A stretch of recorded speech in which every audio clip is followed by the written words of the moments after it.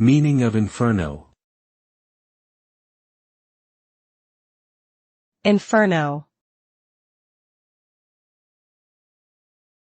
Inferno. Inferno.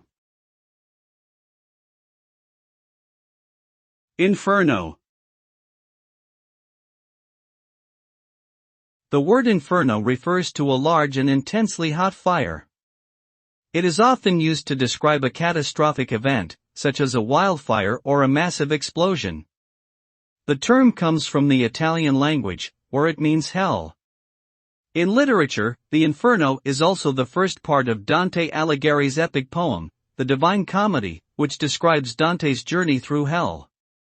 Overall, Inferno connotes a destructive and terrifying force that can quickly consume everything in its path, leaving destruction and devastation in its wake.